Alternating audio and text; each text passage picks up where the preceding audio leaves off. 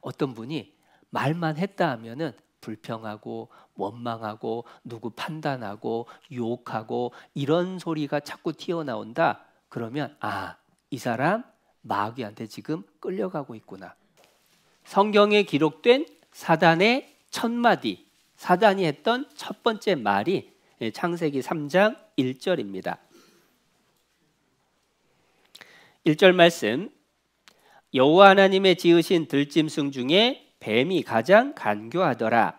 뱀이 여자에게 물어 가로되 하나님이 참으로 너희더러 동산 모든 나무의 실과를 먹지 말라 하시더냐. 이게 사단이 사람에게 다가와서 했던 첫 번째 말인 거예요.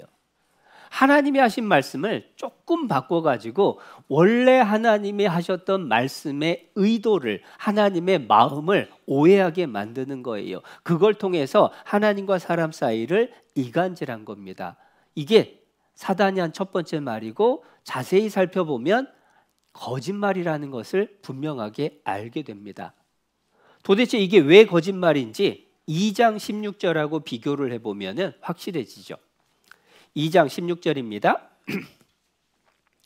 여호와 하나님이 그 사람에게 명하여 가라사대 동산 각종 나무의 실과는 네가 임의로 먹되 선악을 알게 하는 나무의 실과는 먹지 말라. 네가 먹는 날에는 정령 죽으리라 하시니라. 하나님은 동산 모든 나무의 실과를 다 마음대로 먹지만 선악과 선악을 알게 하는 나무의 열매만 먹지 말라라고 하셨어요. 그런데 사단이 하와에게 했던 3장 1절 말씀을 보면 하나님이 참으로 너희더러 동산 모든 나무의 실과를 먹지 말라 하시더냐 해서 비슷한데 차이가 나죠. 그게 거짓말입니다. 그런데 도대체 뭐가 문제일까? 어떤 거짓말이 담겨 있을까라고 하는 걸 조금 더 자세히 살펴봅니다. 3장 1절에 뒷부분만 읽어봅니다. 하나님이 참으로 너희더러 동산 모든 나무의 실과를 먹지 말라 하시더냐. 다 먹어도 되는데 선악과만 먹지 마라. 그런데 마귀는 모든 나무 열매를 먹지 말라 하시더냐. 이렇게 거짓말을 했는데 그 앞에 이 거짓말을 받아들일 수 있도록 마음을 의심으로 차게 만들기 위해서 했던 한 단어가 나옵니다. 그게 뭘까요? 참으로, 참으로. 하나님은 참으로라는 말을 하신 적이 없어요. 그런데 마귀가 참으로라는 말을 넣었습니다. 이게 얼마나 미묘한 차이를 만드는지 한번 예를 들어 볼게요. 오늘 교회당을 오는데요. 이제 부부가 또는 가족이 같이 이렇게 나오는데 차를 탁 타려고 하는 순간에 아내가 남편에게 묻습니다. 근데 나올 때 가스 잠궜어? 아, 잠궜지. 그런데 거기다가 진짜로? 참말로? 확실해? 틀림없어? 믿어도 되지? 라고 얘기를 하면 그 말을 들으면 들을수록 확신이 생깁니까? 의심이 생깁니까? 점점 불안해지는 거예요. 혹시 안 잠궜나? 라고 하는 생각이 들죠. 그래서 불안하면 심지어 다시 다녀오기도 하는 거예요. 이 참으로라는 말을 넣으면서 갑자기 확신이 드는 게 아니라 오히려 의심이 생길 수 있게 되는 거예요. 구원에 대해서도 그럴 수 있습니다. 진짜 구원받았어? 확실해? 틀림없어? 믿어도 되지? 지금 죽어도 천국 갈 수 있는 건 맞지? 라고 얘기를 하면 그 질문을 받은 사람이 들으면서 그렇지, 확실하지, 지금 죽어도 천국 가지 하면서 점점 확신이 들겠느냐라는 거예요. 물론 그렇게 다양하게 질문을 받아도, 반복해서 질문을 받아도 흔들리지 않아야 그게 옳은 모습이기는 합니다. 그러나 자꾸 물으면 확신을 만들어주는 게 아니라 의심을 갖게 되기가 쉬워요. 왜냐? 생각해 보세요. 마귀가 참으로라는 말을 더한 이유는 하와에게 확신을 주기 위해서 더한 말입니까? 의심하게 만들려고 더한 말입니까? 의심하게 만들려고 더한 말인 거예요. 가끔은 죄와 회개에 대해서도 그렇게 질문을 하면 흔들리는 경우가 있어요. 죄 말씀 듣고 진짜로 참으로 회개했나? 간절히 기도했나요? 그런데 심지어 그거를 어떤 교회에서 예전에 이런 얘기를 하는 분들이 있었어요. 회개의 정도를 이야기를 합니다. 그러면서 진짜 지옥불 앞에서 지옥문에 서가지고 지옥불에 불타는 그 모습을 직접 경험해 본, 마음속에 확실하게 그려본 적이 있느냐, 두려워해 본 적이 있느냐. 요한복음 8장에 나온 것처럼 가늠하다가 붙잡혀서 돌에 맞기 직전에 여인의 심정이 돼 봤느냐. 그런 적이 없으면 아직 회개 덜 했다. 여러분, 그 기준으로 이 자리에 있는 우리 한번 점검을 해보면 몇 명 통과할까요? 빵명은 아닙니다. 빵명은 아닙니다. 그런 심각한 고민을 했던 분들도 물론 계셔요. 그래서 어떤 분은 죄 말씀을 듣고 잠을 못 자는 분도 있고, 어떤 분은 죄 말씀 듣고 밥도 못 먹는 경우도 있고. 그러나 기준을 자꾸만 어떤 특별한 정도를 가지고 기준을 삼기 시작하면 문제가 생기는 거예요. 참으로 진짜냐, 확실하냐 라고 하는 것을 더하다 보면 오히려 확신을 더해주는 게 아니라 의심을 만드는 일이 된다라는 거예요. 그래서 고린도전서 2장 12절 보면은 성령이 하시는 일을 이렇게 설명을 합니다. 우리가 세상의 영을 받지 아니하고 하나님께로 온 영을 받았으니 이는 우리로 하여금 하나님께서 우리에게 은혜로 주신 것들을 알게 하려 하십니다. 우리 안에 성령이 오신 것은 하나님이 은혜로 주신 것들을 일깨워 주는 겁니다. 그런데 마귀는 그것을 가리고 자꾸만 없는 것, 부족한 것, 안 되는 것, 그런 것들을 들춰내려고 해요. 그 속에서 우리는 마귀의 꾀임, 마귀의 거짓을 버릴 수 있어야 됩니다. 그런즉 거짓을 버리고 라고 말씀을 하신 거예요. 그런데 마귀의 거짓에 넘어가면 그럼 어떤 문제가 생기는 거냐? 창세기 3장 2절입니다. 거짓에 넘어가면 점점 하나님과 멀어지게 되는데요. 2절, 여자가 뱀에게 말하되 동산 나무의 실과를 우리가 먹을 수 있으나. 마귀의 거짓말을 듣고 나니까 이게 점점 하나님하고 멀어져요. 말씀이 헷갈려져요.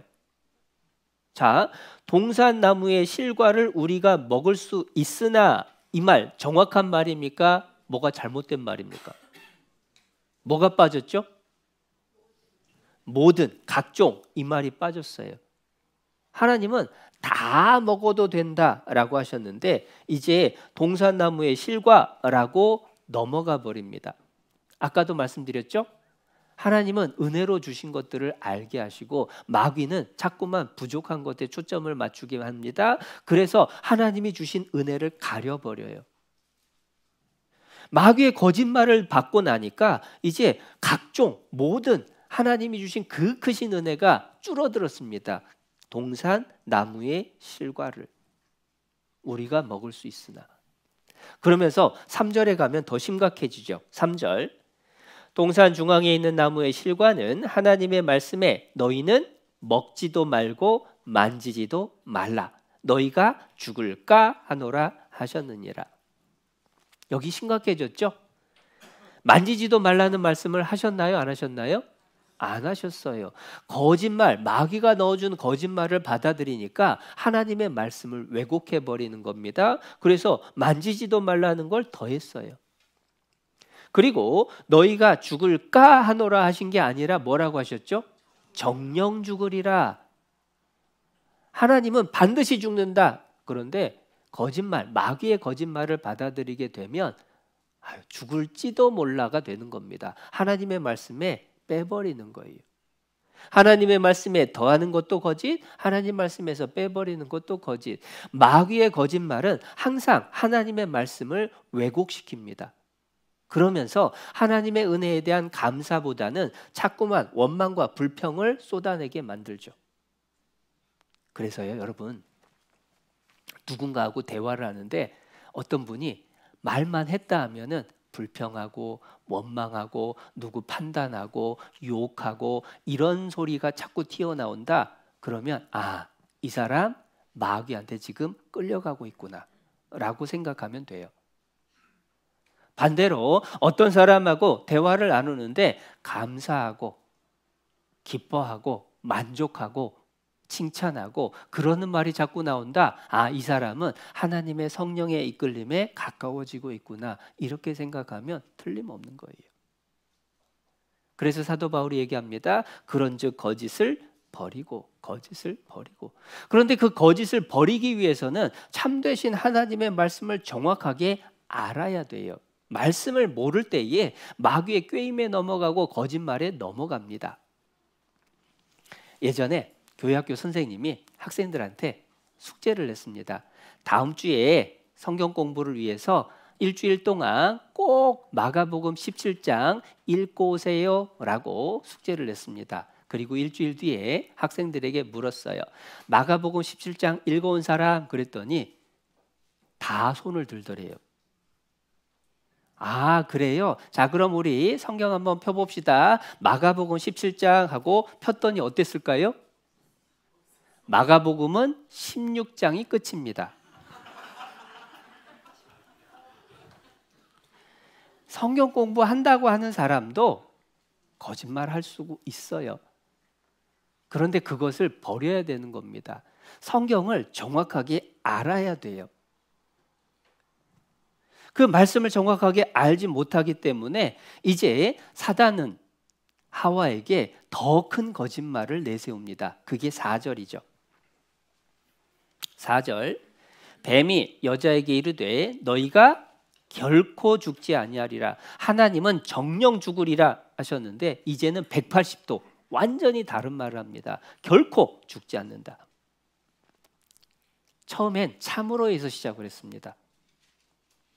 적은 거짓말에서 시작해서 점점 커져서 하나님의 말씀을 정면으로 반박하는 거짓말까지 이어지죠. 거짓이라는 게 그런 거예요. 거짓은요 점점 커집니다. 우리 삶 속에서 늘 경험하는 일이 그래요. 처음에는 혼날까 봐, 손해볼까 봐 그래서 거짓말을 지어냅니다. 그런데 한번 거짓말을 지어내면 그것을 덮기 위해서 점점 더 큰 거짓말이 나오죠. 그렇기 때문에 애초에 거짓말을 시작을 안 해야 된다는 거죠. 그런즉 거짓을 버리고 그게 옛사람을 벗어버리고 새사람을 입는 첫걸음이다라고 말씀을 해주신 거예요. 우리의 거짓말, 우리의 거짓된 행동 잠깐 숨길 수 있습니다. 그러나 하나님 앞에 반드시 드러나요. 그래서 바울이 말씀하셨죠. 그런즉 거짓을 버리고.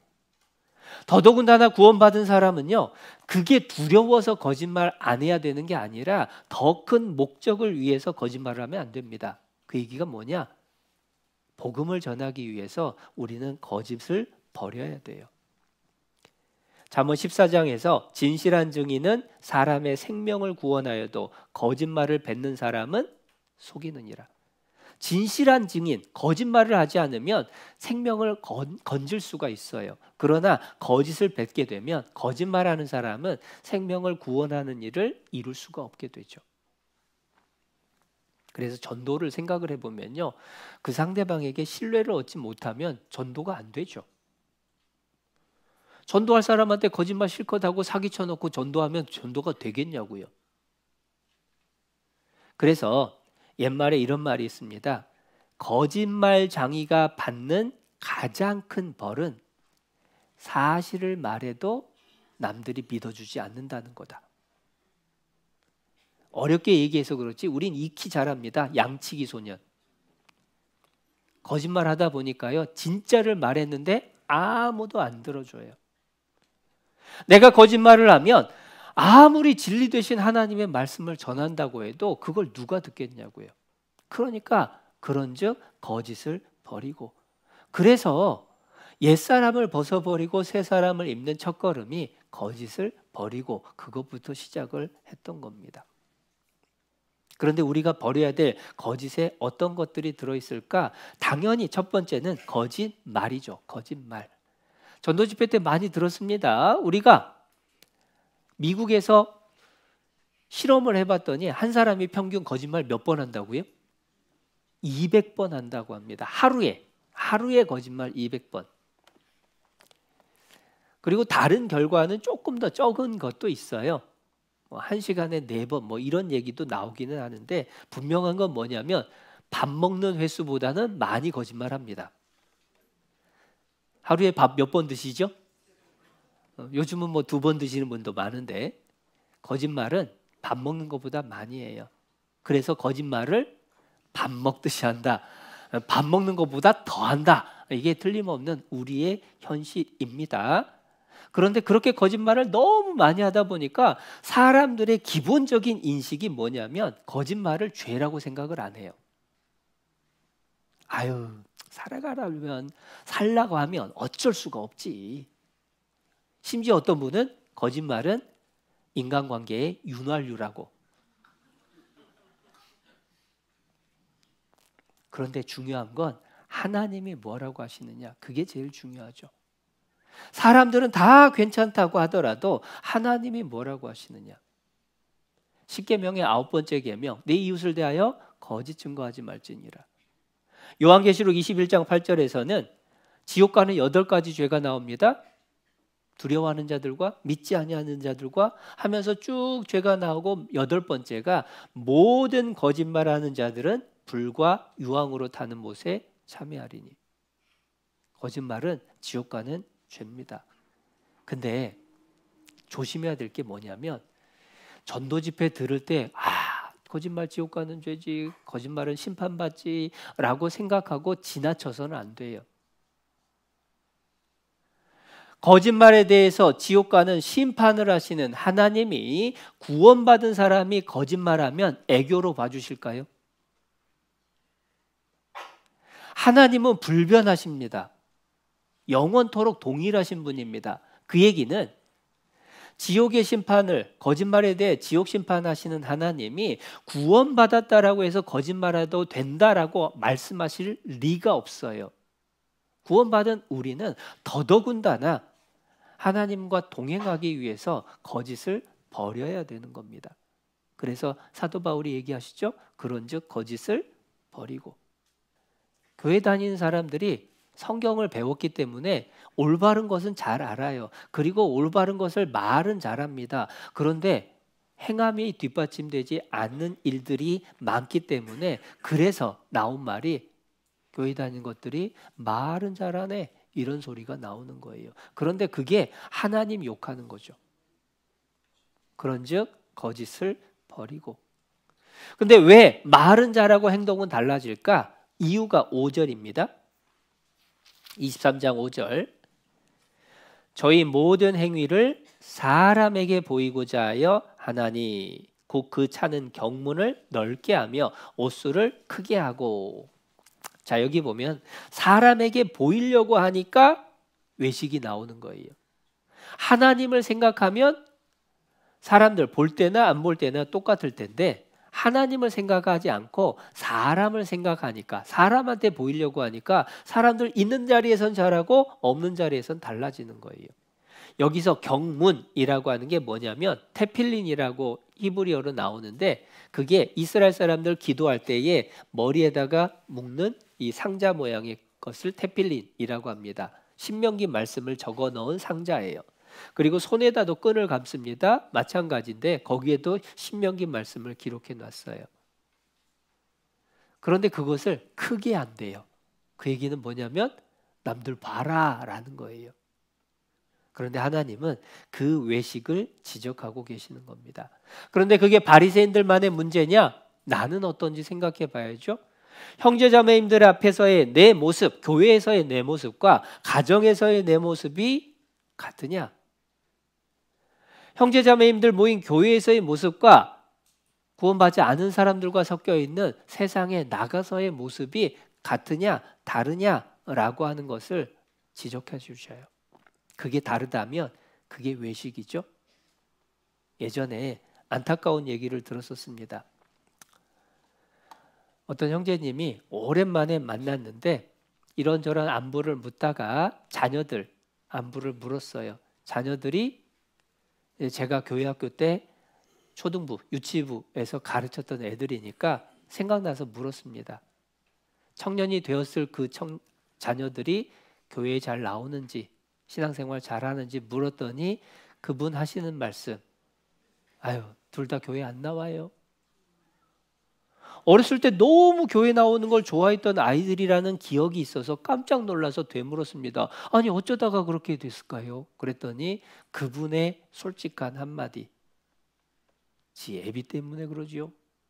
지 애비가 누구예요? 자기. 더 놀라서 되물었습니다. 아니 그게 무슨 소리냐고. 그랬더니 그분 하시는 말씀이, 교회에서 내가 보여준 모습하고 집에서 보여준 내 모습이 너무 차이가 크니까 아이들이 신앙의 회의를 가진 것 같다고.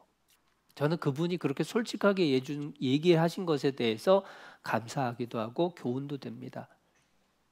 아니나 다를까 지금 그 두 아들 중에서 하나는 교회 안에서 봉사도 하고 또 전도하려고 열심히 애를 써요. 사실 지난주에 설교 갔을 때 그 아들 중에 하나를 만났습니다. 그 교회 다니는 건 아닙니다. 그런데 그 교회에 자기 친척이 있어서 전도하기 위해서 찾아왔다고. 그러다 만난 거예요. 근데 나머지 한 명 안부를 물었더니 아직이라고 말을 하더라고요. 그래서 한편으로 안타까워요. 내가 신앙 안에서 외식하지 않고 거짓을 버리고 교회 안에서나 가정에서나 어딜 가거나 동일한 모습을 보일 때에 내 주변에 있는 사람들에게 영향력이 나타납니다. 반대로 내가 외식을 하게 되면 다른 모습을 보이면 그게 실족해하고 상처받게 하는 일들이 된다는 거예요.